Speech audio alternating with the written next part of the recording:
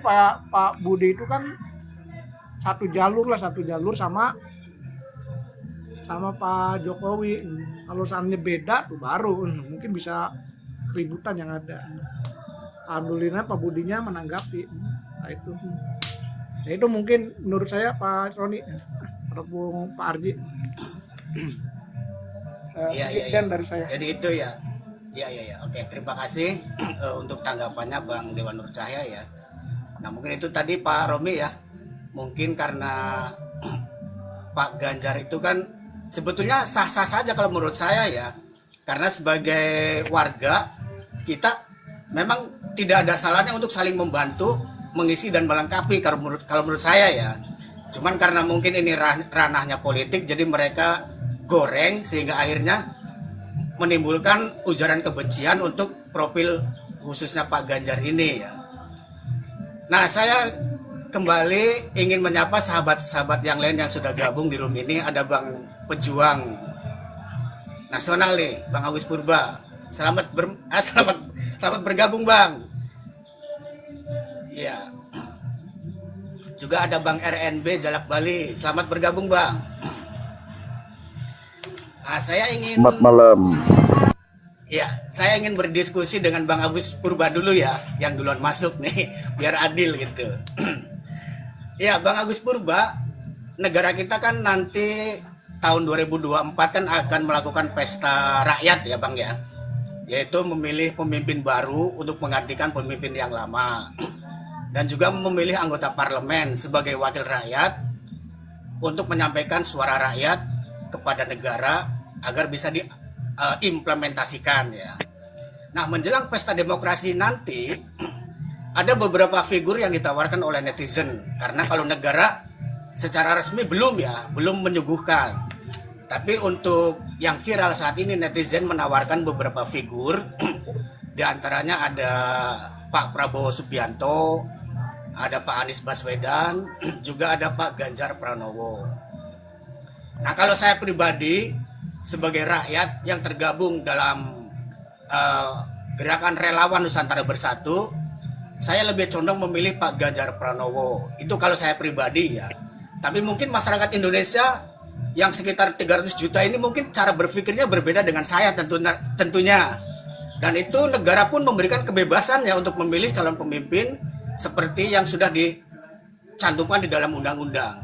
Nah, saya ingin bertanya kepada Bang Pejuang Nasional nih, kepada Bang Agus Purba, di antara 3 profil yang ditawarkan oleh netizen, mana yang menurut Bang Agus Purba secara skill atau kualitas bisa mendekati Pak Jokowi atau selevel atau bahkan lebih dari Pak Jokowi?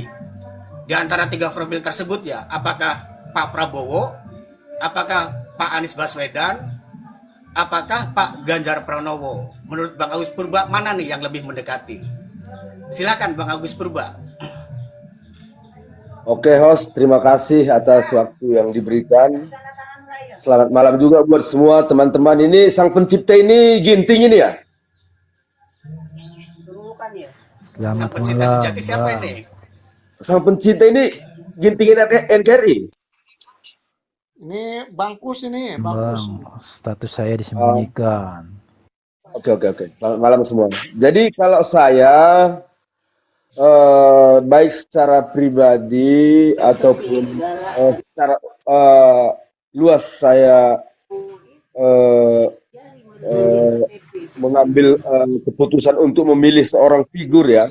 Sepertinya nggak ada suaranya. Saya harus lihat dulu siapa orang ini, apa prestasinya, dan apa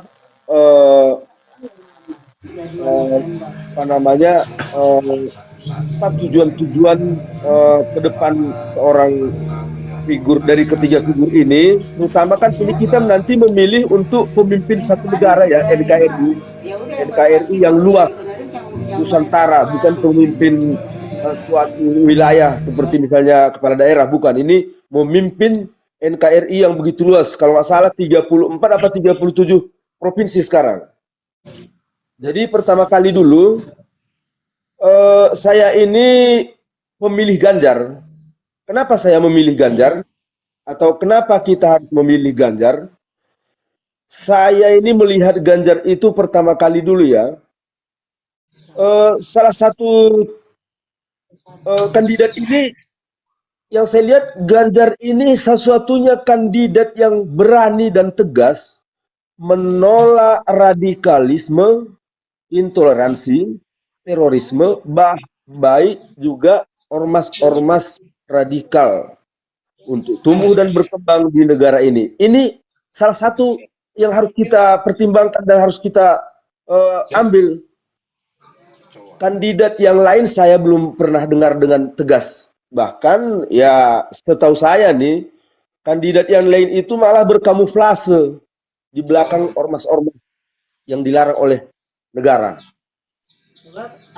Ganjar Pranowo itu sosok jujur, jauh dari keterlibatan namanya korupsi. Nggak ada itu. Belum pernah saya dengar Ganjar Pranowo terlibat masalah korupsi. Belum pernah. Orang ini bersih dan merakyat. Juga Ganjar Pranowo ini hampir sama dengan Jokowi. Dia sering belusukan ke rakyat kecil. Turun ke bawah. Mendengar langsung aspirasi rakyat. Contoh. Siapa aja yang terlibat pungli disikat sama dia. Siapa yang terlibat ormas-ormas radikal disikat. Itu udah contoh terbukti nyata di Jawa Tengah yang dipimpin beliau. Jadi kalau yang lain saya nggak perlu paparkan, kita tahu sendiri kan rekam jejak mereka. Siapa misalnya Prabowo, siapa Anies kita udah tahu, tapi tidak perlu saya jabarkan terlalu. Mungkin semua orang udah tahu mereka. Tapi yang penting saya jelaskan di sini ya. Kalau Ganjar Pranowo sudah jelas dengan tegas menolak radikalisme, menolak ormas-ormas terlarang tumbuh di NKRI. Itu buat patokan kita. Berarti beliau ini adalah seorang berjiwa nasionalis tinggi. Ya kan? Berjiwa nasionalis tinggi, berjiwa bisa menjadi panutan buat semua ras di bumi NKRI ini. Itu salah satunya. Masih ada yang mau disampaikan, Bang Pejuang? Nah itu mungkin untuk saat ini ya demikian dulu. Boleh ditambahkan teman-teman yang lain? Ya, terima kasih kepada Bang Pejuang Nasional ya untuk edukasinya kepada masyarakat dan menyampaikan suara hatinya bahwa untuk profil yang mendekati kualitasnya dengan Bapak Presiden kita saat ini, kalau menurut Bang Pejuang Nasional adalah Pak Ganjar Pranowo ya.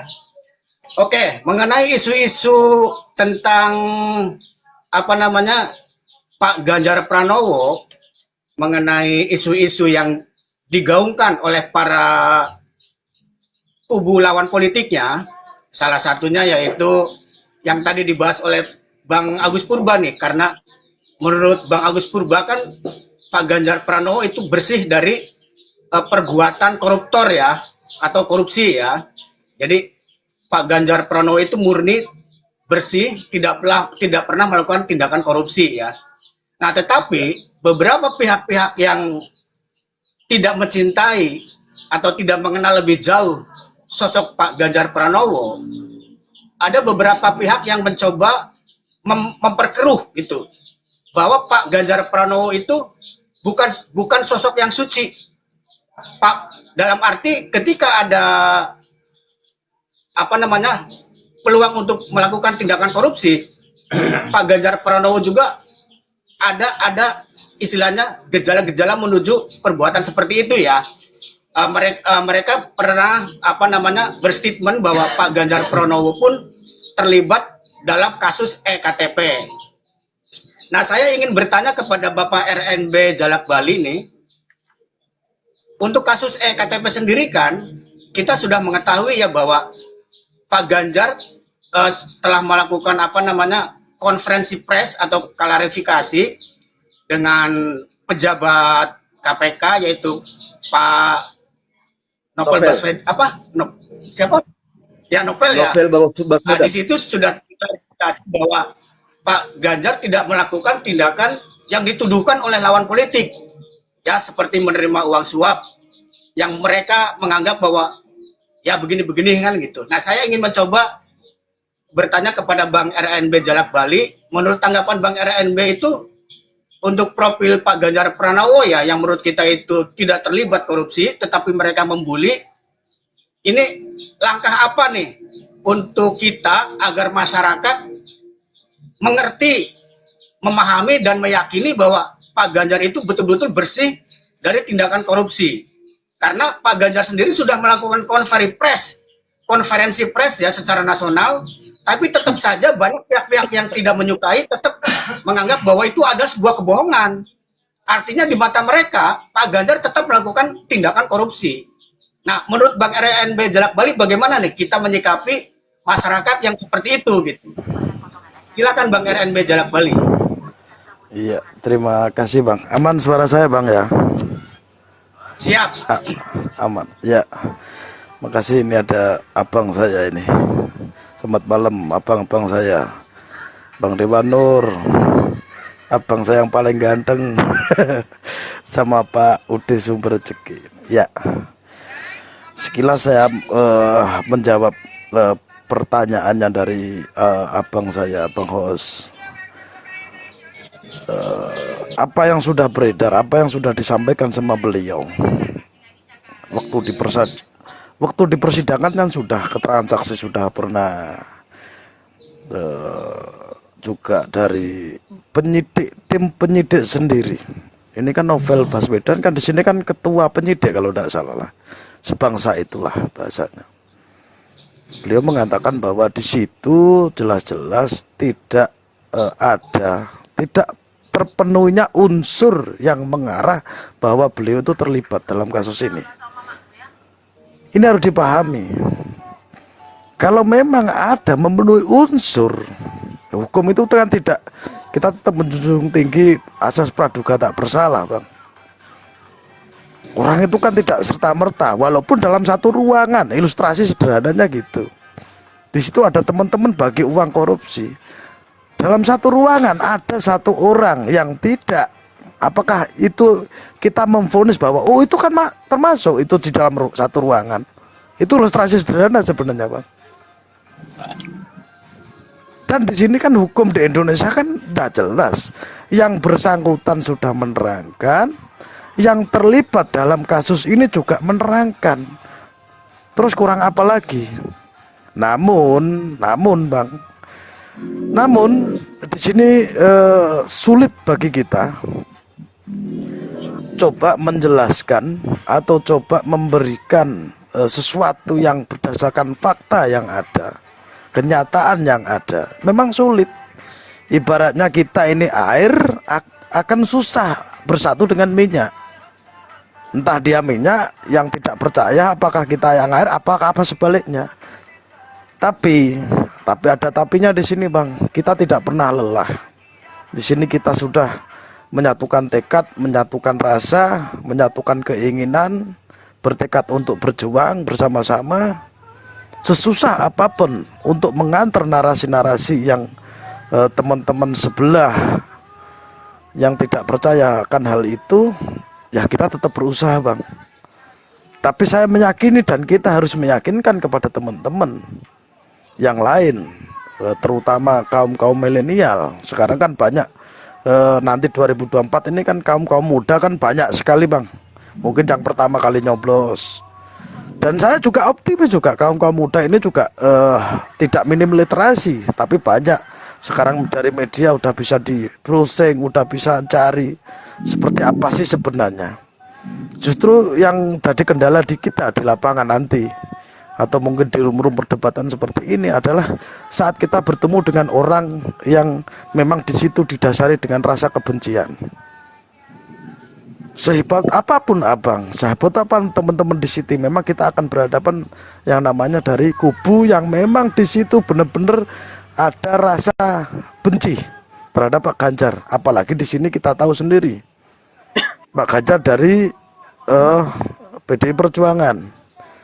Dan pengalaman saya pribadi, Bang, memang ada sebuah kelompok di sini memang yang benar-benar diatur sedemikian rupa untuk menyerang, yang satu menyerang pribadinya atau membuat framing-framing negatif untuk Pak Ganjar, yang kedua adalah untuk PDI Perjuangan. Dan kebetulan saya pribadi saya masuk di grup situ. Ngeri-ngeri memang Bang. Lah ini memang tugasnya kita, salah satunya kita, bagian kita, kelompok kita, atau teman-teman kita yang satu server di sini yang tergabung dalam RNB, sesulit apapun tetap kita memberikan fakta dan data kepada mereka. Untuk masalah hasil, saya yakin hasilnya akan baik. 2024 adalah kemenangan kita bersama, dipimpin oleh Pak Ganjar Pranowo. Merdeka.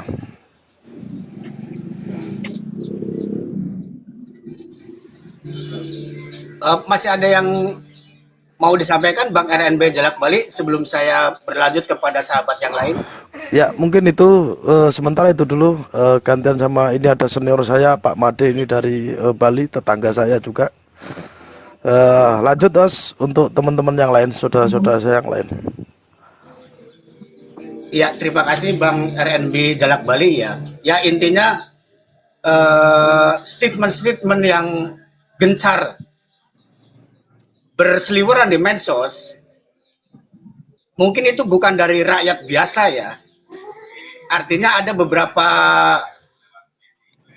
oknum yang sengaja untuk memperkeruh kehidupan demokrasi kita ya. Artinya masyarakat sebetulnya tahu bahwa Pak Ganjar itu sebetulnya tidak terlibat untuk perbuatan korupsi di kasus EKTP ya. Masyarakat sebetulnya tahu. Cuman karena ada beberapa pihak yang mencoba mencari keuntungan sehingga mereka tidak pernah berhenti untuk menggaungkan bahwa Pak Ganjar itu terlibat perilaku atau tindak korupsi seperti itu ya. Oke.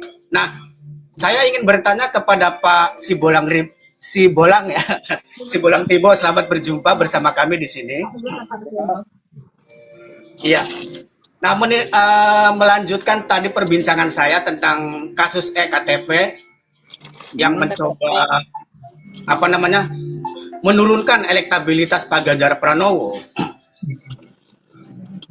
Menurut Bang Sibolang nih, tindakan apa bagi kita sebagai warga agar masyarakat benar-benar tidak terhipnotis oleh berita-berita yang tidak jelas faktualnya gitu. Karena seperti kita ketahui ya, bahwa dunia medsos itu begitu bebas gitu. Kita bernarasi baik atau bernarasi buruk itu begitu mudahnya gitu, begitu bebasnya sehingga masyarakat bingung.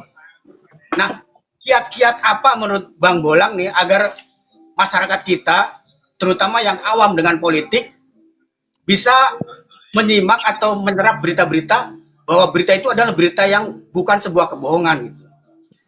Silakan Pak Bolang untuk menyampaikan. Selamat malam semuanya abang-abangku yang dimanapun berada. Ya kalau dari saya sendiri nih Pak ya, kalau saya dengan pemilihan Prabowo ya kan.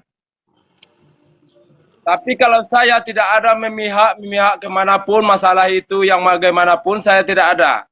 Tidak ada dalam koleksi yang lain-lain istilahnya. Saya tetap pemilihan Prabowo. Karena pilihan saya dari dulu, saya tetap akan meraih masyarakat yang bisa saya raih. Oh ini masalah ini, saya tidak ada peduli itu. Yang penting saya menaikkan layang-layang kita. Terima kasih Pak. Oke, jadi intinya Pak Bolang berbeda pendapat dengan masyarakat yang lain pada umumnya ya. Tapi itu kami hargai karena negara sendiri memang membebaskan seluruh warga negaranya untuk menyampaikan suara hatinya, dalam hal ini memilih calon pemimpin sesuai yang dia yakini kebenarannya, kan seperti itu ya. Cuma yang kami harapkan, terutama saya pribadi mengharapkan perbedaan ini jangan sampai menjadikan sebuah perpecahan. Karena jika menjadikan sebuah perpecahan, maka seluruh elemen bangsa ini dan negara ini akan merugi, betul-betul merugi gitu. Oleh karena itu saya berharap kepada seluruh warga negara Indonesia, baik itu yang ada di Sabang, Merauke, dan yang dimanapun berada, boleh kita berbeda pilihan, tapi satu pesan saya, kita tetap saling mendukung, bersatu Pak. padu membangun negara ini. Benar. Iya, karena di dalam hukum demokrasi sendiri ya, iya. Karena di dalam hukum demokrasi sendiri kan mengusung suara terbanyak itu harus kita dukung, betul kan Pak ya? Benar. Iya, artinya walaupun pilihan saya kalah, hati tetap bersatu. pilihan yang lain menang, tapi kita tetap harus mendukung membangun negara menjadi lebih kuat, lebih hebat dibanding negara-negara yang lain, kan seperti itu ya Pak ya? Ya, terima kasih Pak Bolang untuk waktunya. Ya, sama-sama. Saya ingin menyapa Pak Maderdika 95 ya, yang sudah bergabung. Selamat bergabung. Selamat malam, abang-abang semua. Om Swastiastu. Assalamualaikum. Namo Buddhaya. Rahayu, rahayu. Merdeka. Ya, Iya, benar abang. Kita itu sebangsa setanah air. Kurang Kita dikit, semuanya Pak. kita semuanya bersaudara. Kita bersaudara. Kita sebangsa setanah air. Beda pilihan itu sah-sah saja, dilindungi oleh undang-undang juga. Ayo kita artinya berpolitik yang santun, artinya siapapun nantinya pemenangnya. Itu adalah kemenangan untuk rakyat Indonesia, bangsa Indonesia. Tapi beda pilihan, kita tetap saudara.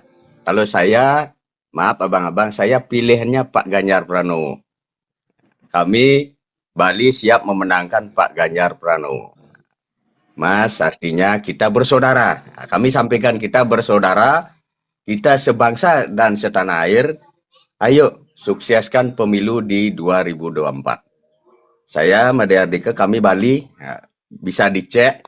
Bali siap golkan Pak Ganjar Presiden. Untuk meneruskan program Pak Jokowi yang pro rakyat, pro wong cilik.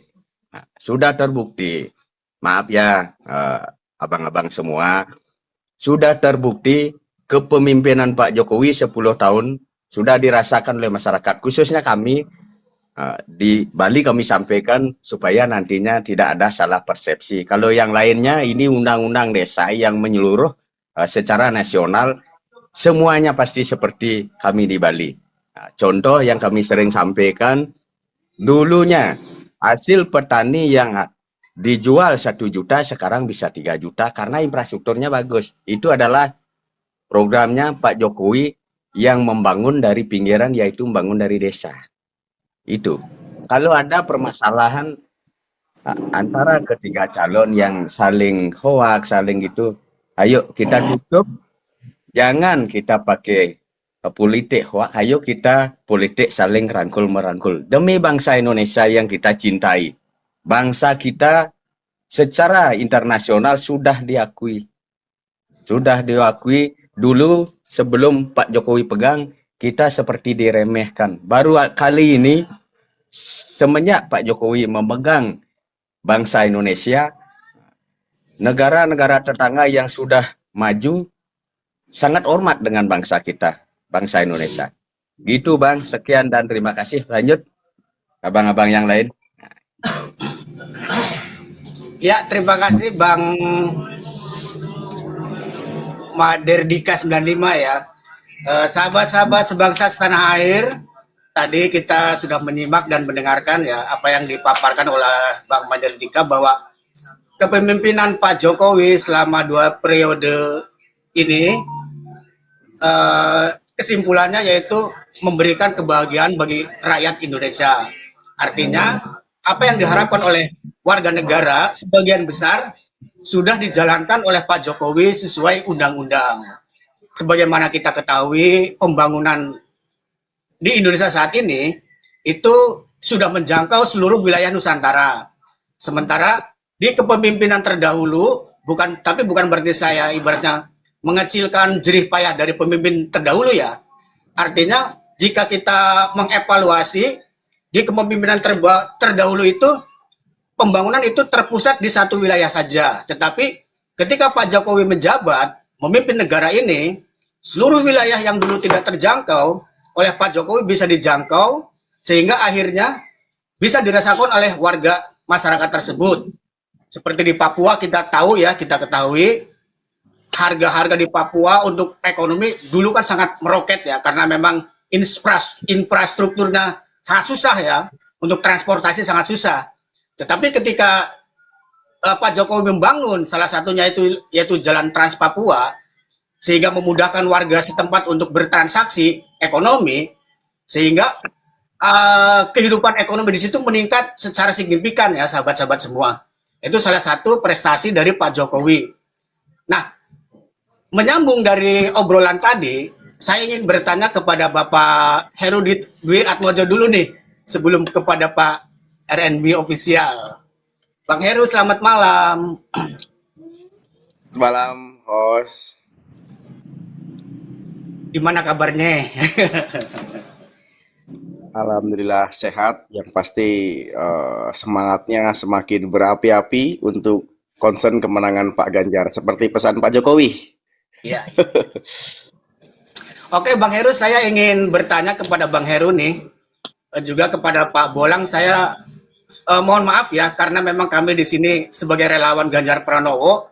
Jadi jika kami terus mengedukasi, jika kami mengedukasi kepada masyarakat tentang Pak Ganjar, itu bukan berarti kami tidak menghargai Pak Prabowo atau Pak Anies, atau tidak menghargai Pak Bolang yang ada di room ini. Tidak seperti itu ya Pak ya. Ya. Nanti kita kembali berdiskusi santuy juga dengan Pak Bolang. Saya ingin bertanya kepada Pak Heru Dwi Atmojo nih, sebagai Ganjaris juga. Dalam tema ini, tadi saya menyampaikan kepada masyarakat semua bahwa nanti pada tahun 2024 nanti akan ada pesta rakyat yang diselenggarakan oleh negara, yaitu mengganti mencari calon pemimpin untuk menggantikan pemimpin sebelumnya dan memilih anggota parlemen sebagai wakil rakyat dalam menyuarakan aspirasinya. Nah, dalam hal ini tadi kan saya udah mengusung 3 profil ya, cuman kita pembicaraan sudah melebar, maka kita menyambung aja obrolan yang tadi disampaikan ya oleh Pak Mardika nih 95, bahwa kepemimpinan Pak Jokowi itu memang dirasakan sangat memuaskan oleh masyarakat. Nah, dalam hal ini bagaimana masyarakat bisa terus menikmati pembangunan ketika terjadinya pergantian posisi pemimpin dan wakil-wakil rakyat. Karena rakyat mengharapkan kehidupan yang sudah nyaman ini, yang sudah dinikmati ini, jangan sampai berubah menjadi tidak baik. Jika memang harus ada perubahan, seperti yang diusung oleh calon yang lain ya, mungkin perubahannya menuju ke arah yang lebih baik, itu mungkin bisa diterima oleh masyarakat tentunya ya, oleh rakyat. Nah, ketika masyarakat sudah merasa nyaman, bahkan ada beberapa relawan yang menginginkan Pak Jokowi itu tetap memimpin bangsa ini, bahkan kalau bisa seumur hidup kan seperti itu ya. Sedangkan konstitusi kan tidak menghendaki. Nah, saya ingin bertanya kepada Bapak Heru Dwi Atmojo nih, agar bangsa ini tidak salah memilih, edukasinya kita harus seperti apa Pak Heru nih? Ketika masyarakat mengedepankan beberapa profil, diantaranya ada Pak Prabowo, ada Pak Anies Baswedan, dan Pak Ganjar Pranowo, bagaimana caranya agar masyarakat kita, seluruh wilayah masyarakat di Indonesia, agar tidak salah memilih pemimpin yang berakibat fatal pada kehidupan kita bernegara ke depannya. Silakan Pak Heru untuk menyampaikan paparannya. Baik, terima kasih Abang, terima kasih host.